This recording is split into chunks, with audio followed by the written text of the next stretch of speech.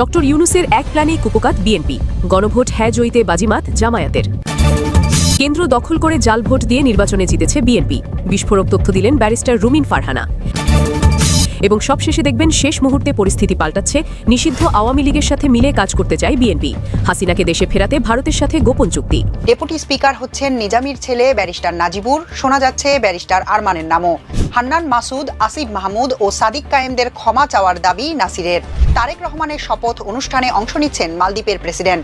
ভোটের পরে সহিংসতায় দেশে মৃত্যু 7, আহত 350। বিরোধী দল ছায়া সংসদ করার এই সংস্কৃতি উন্নত বিশ্বে আছে। আসসালামু আলাইকুম প্রিয় দর্শক, গণভোটে হা জয়যুক্ত হওয়ার ফলে চরম বিপদে পড়েছে বিএনপি এবার সংসদে উচ্চকক্ষে ক্ষমতা কম পাবে, বিশাল ক্ষমতা দেখাবে জামাত ইসলামী। বিস্তারিত ভিডিওটি দেখলে আপনিও অবাক হতে বাধ্য হবেন। ভিডিওটির ভিতরে রয়েছে অনেক গুরুত্বপূর্ণ তথ্য, তাই বলছি ভিডিওটিকেও স্কিপ করবেন না, এবং যারা এমন নিউজ দেখতে পছন্দ করেন তারা অবশ্যই চ্যানেলটি সাবস্ক্রাইব করে আমাদের সাথেই থাকবেন। দর্শক, তাই আর বেশি কথা না বাড়িয়ে চলুন বিস্তারিত ভিডিওটি দেখে আসি। এ যেন এক অদ্ভুত সমীকরণ। রাজনীতির মাঠে কি সত্যি সবসময় 2 আর 2 4 হয়, নাকি এমন কিছু অদৃশ্য সমীকরণ থাকে যা চোখের সামনে থেকেও আমরা দেখতে পাই না? ত্রয়োদশ জাতীয় সংসদ নির্বাচনের ফলাফল ঘোষণার পর আপাতদৃষ্টিতে মনে হচ্ছে সবকিছু খুব পরিষ্কার। বিএনপি জোট পেয়েছে বিশাল জয়, এক কথায় ল্যান্ডস্লাইড ভিক্টরি।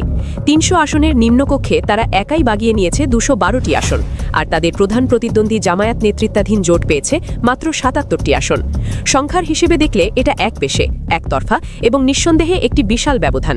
যে কেউ এই ফলাফল দেখলে বলবে আগামী 5 বছর সংসদে বিএনপির একছত্র আধিপত্য চলবে।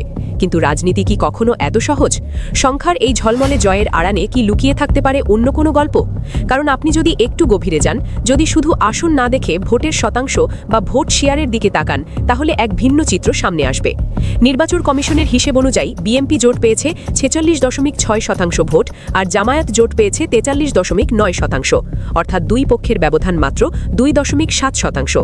এখন প্রশ্ন হলো, মাত্র 2.7% ভোটের ব্যবধানে কিভাবে 135টি আসনের পার্থক্য তৈরি হলো?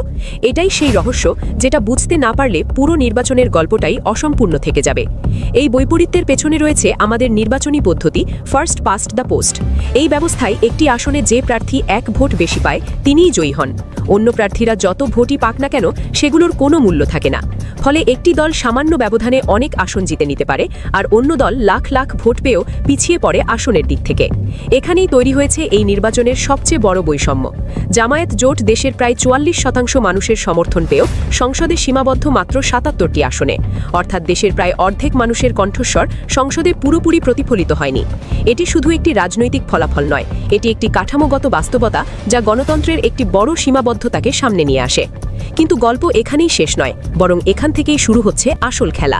কারণ এবার সংবিধানে যুক্ত হতে যাচ্ছে উচ্চকক্ষ বা আপার হাউস, যা পুরো রাজনৈতিক সমীকরণকে নতুন করে সাজিয়ে দিতে পারে। উচ্চকক্ষ গঠিত হবে সমানুপাতিক প্রতিনিধিত্ব বা পিআর পদ্ধতিতে। এই পদ্ধতির বিশেষত্ব হলো এখানে কোনো ভোট নষ্ট হয় না। একটি দল যত শতাংশ ভোট পায়, ঠিক তত শতাংশ আসন পায়। ফলে এখানে জনসমর্থনের প্রকৃত প্রতিফলন দেখা যায়। এখন যদি আমরা অঙ্কটা মেলাই, 100 আসনের উচ্চকক্ষে বিএনপি জোট পাবে প্রায় 47টি আসন, আর জামায়াত জোট পাবে 44টি আসন, পার্থক্য মাত্র 3টি আসন। এখানেই বদলে যায় পুরো খেলা। নিম্নকক্ষে যেখানে পার্থক্য ছিল 135টি আসনের, উচ্চকক্ষে সেটি নেমে এসেছে মাত্র 3-এ। এই পরিসংখ্যানের রাজনৈতিক তাৎপর্য অত্যন্ত গভীর, কারণ উচ্চকক্ষে কোনো আইন পাশ করতে হলে দরকার 51টি ভোট। বিএনপির হাতে আছে 47, অর্থাৎ তারা একা কোনো বিল পাশ করতে পারবে না, তাদের দরকার হবে অন্য দলের সমর্থন। এখন যদি জামায়াত সমর্থন না দেয়, তাহলে বিএনপি আটকে যাবে। আবার যদি ছোট দলগুলো জামায়াতের সঙ্গে হাত মেলায়, তাহলে সমীকরণ পুরোপুরি উল্টে যাবে। তখন 44 যোগ 9 সমান 53, অর্থাৎ জামায়াত ও ছোট দলগুলো একত্রে সংখ্যাগরিষ্ঠ হয়ে যাবে। এখানেই আসে ব্যালেন্স অফ পাওয়ার। ছোট দলগুলো, যাদের আসন সংখ্যা মাত্র 9, তারাই হয়ে উঠতে পারে সবচেয়ে গুরুত্বপূর্ণ শক্তি। তারা যেদিকে যাবে, ক্ষমতার ভারসাম্য সেদিকেই ঝুঁকবে। এর মানে কি? এর মানে হলো বাংলাদেশের রাজনীতিতে এখন আর এককভাবে সিদ্ধান্ত নেওয়া সম্ভব নয়। নিম্নকক্ষে যতই সংখ্যাগরিষ্ঠতা থাকুক, উচ্চকক্ষে এসে সেই শক্তি থেমে যাবে যদি সমঝোতা না হয়। ধরুন বিএনপি নিম্নকক্ষে একটি বিতর্কিত আইন পাশ করল, কিন্তু সেই আইন উচ্চকক্ষে এসে আটকে গেল। তখন বিএনপিকে বাধ্য হয়ে আলোচনা করতে হবে, আপোষ করতে হবে, বিরোধী দলের মতামত নিতে হবে। এই পরিবর্তনটি শুধু রাজনৈতিক না, এটি একটি সাংস্কৃতিক পরিবর্তন। রাজনীতি আর একতরফা থাকবে না, এটি হয়ে উঠবে আলোচনা ভিত্তিক। এখন প্রশ্ন হলো, এটি কি ভালো নাকি এতে করে সিদ্ধান্ত গ্রহণ ধীর হয়ে যাবে? অনেকেই বলছেন এতে করে সিদ্ধান্ত নিতে সময় লাগবে, নীতি বাস্তবায়ন বিলম্বিত হবে। কিন্তু অন্য একটি দিকও আছে, এই প্রক্রিয়ায় ভুল সিদ্ধান্তের সম্ভাবনা কমে যাবে। এখন থেকে কোনো সরকার চাইলে হুট করে কোনো আইন পাশ করতে পারবে না। প্রতিটি সিদ্ধান্তকে যাচাই বাছাই করতে হবে, বিরোধী দলের মতামত নিতে হবে।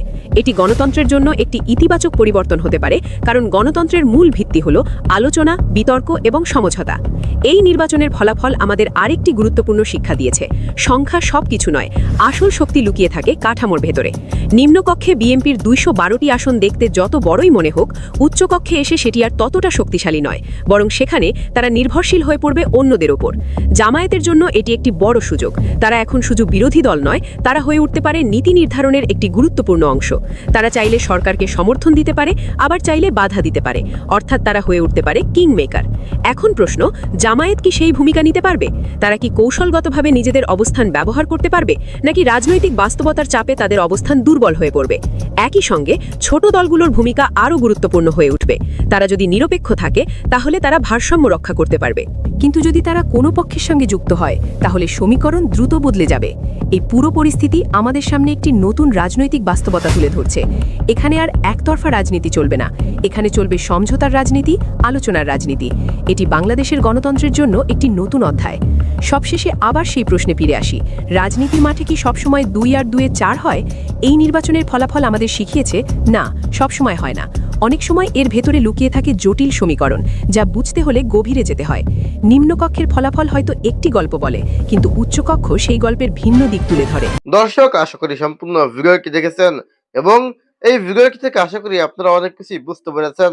দর্শক শ্রোতা, এই ভিডিওটি থেকে আপনার যদি কোনো মতামত থেকে থাকে, তাহলে আপনার মূল্যবান মতামতটি অবশ্যই কমেন্ট করে জানিয়ে দেবেন। আজকের ভিডিওটি পর্যন্তই, দেখা হবে পরবর্তী ভিডিওতে। সে পর্যন্ত ভালো থাকুন, সুস্থ থাকুন, আল্লাহ হাফেজ।